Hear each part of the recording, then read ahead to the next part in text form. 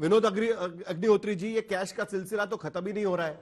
महाराष्ट्र के चुनाव में कैश फ्लो होगा, ये बात तो सब लोग कह रहे थे और ये बार बार चीजें निकल कर आ रही है। क्या कम से कम लोगों पर इसका असर होता है? आपको क्या लगता है? देखिए साहिल, ये बात सर्वविदित है कि हिंदुस्तान में इस समय चुनावों में पैसे का अथाह प्रवाह चलता है, वो चाहे विधानसभा चुनाव हो चाहे लोकसभा चुनाव हो, और सारी और मतलब जिसकी जितनी हैसियत है उतने हिसाब से पैसे बांटे जाते हैं, खर्च होते हैं। इसमें कोई अब ये छिपी हुई ढकी बात नहीं है। अब ये जो महाराष्ट्र में सामने आ रही चीजें, इससे दो बातें हैं। एक तो पहली बात तो यह है कि इसके लिए कम से कम महाराष्ट्र की पुलिस और जो चुनाव आयोग के वहां जो अधिकारी हैं स्थानीय स्तर पर, उनको साधुवाद देना चाहिए कि उन्होंने बिना किसी खौफ के सत्ताधारी पार्टी के उम्मीदवारों के यहां से बरामदगी की है। वो चाहे 9 लाख रुपए 9.5 लाख रुपए वहां हो जहां विनोद तावड़े जी बैठे थे, या अभी नासिक की खबर जहां लगभग 1 करोड़ 98 लाख रुपए की बरामदगी की खबर आई है। तो इसका मतलब वो लोग कम से कम काम कर रहे हैं बिना किसी डर और भय के। एक तो ये बात है। दूसरी बात ये है कि ये गंभीर बात है और निश्चित रूप से इस तरह के मुद्दों को विपक्ष तो मुद्दा बनाएगा। अगर यही चीजें विपक्ष के उम्मीदवारों से बरामद होती तो भारतीय जनता पार्टी मुद्दा बनाती। अब चूंकि भाजपा के उम्मीदवारों के पास से सारी चीजें सामने आ रही हैं तो विपक्ष मुद्दा बना रहा है। लेकिन कुल मिलाकर के चुनाव आयोग को इस मामले में, ऐसे मामलों में चाहे किसकी भी हो, त्वरित कार्यवाही, कड़ी से कड़ी कार्यवाही करके संदेश देना चाहिए, ताकि अगर कहीं, देखिए एक तो बड़े बड़े तमाम वीआईपीज के हेलीकॉप्टर चेक हुए, पहले उद्धव साहब का, ठाकरे का चेक हुआ, फिर अमित शाह जी का चेक हुआ, देवेंद्र फडणवीस का चेक हुआ, सबका चेक हुए, राहुल गांधी का। तो कम से कम एक तो ये बात, ये डर निकल गया कि आप कितने बड़े वीवीआईपी हो, आपके ऊपर चुनाव आयोग का एक नजर है।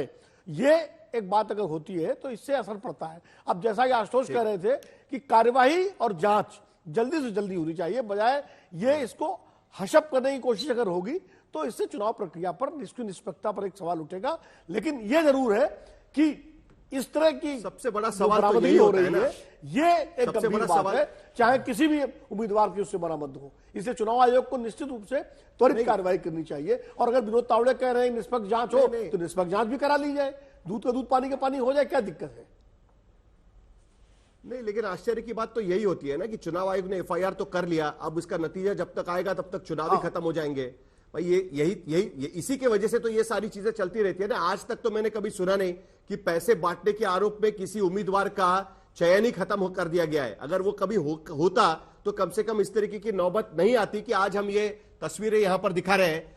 संजय कुमार, हमने कई बार ये सर्वे देखे हुए सीएसडीएस केस पे भी आमतौर पर यह सवाल होता है कि भाई इन्फोर्समेंट डायरेक्टरेट की कार्रवाई, सीबीआई की कार्रवाई, भ्रष्टाचार पर कार्रवाई, इसका असर लोगों पर पड़ता है क्या, या फिर ये लोगों ने एक्सेप्ट कर लिया है कि इस तरीके की चीजें अब होती ही रहेगी, भले वो महाराष्ट्र का चुनाव हो, यूपी का चुनाव हो, दिल्ली का चुनाव हो या कोई और चुनाव हो, लोगों पर इसका असर होता है क्या? नंबर 1। और नंबर 2, संक्षेप में मुझे आपसे यह भी जानना है कि क्या महाराष्ट्र की जो स्पेसिफिक राजनीतिक स्थिति बनी हुई है उस पर इस तरीके की तस्वीरें क्या असर डाल सकती है? देखिए, दोनों सवाल दो अलग नहीं है, एक ही तरह के सवाल हैं। मुझे लगता है कि जिस बात की चर्चा हो रही है अभी कि पैसे बांटे गए और कौन पकड़ा गया, कौन रंगे हाथों पकड़ा गया, किस पर आरोप लगे हैं, जनता के नजरिए से अगर मैं देखूं तो लोगों को इसके बारे में ज्यादा कोई असर नहीं होता, क्योंकि जनता ऐसा मानती है कि राजनीति में पैसे का प्रभाव होता है।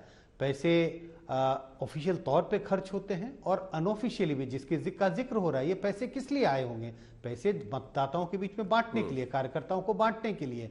तो इस तरह की चीजों को जनता समझ बैठ गई है कि चुनावी राजनीति का एक हिस्सा है और इसमें सारी पार्टियां कमोबेश, जिसके पास जितने रिसोर्सेज है उसके अनुपात में सारी पार्टियां ये खर्च करती हैं।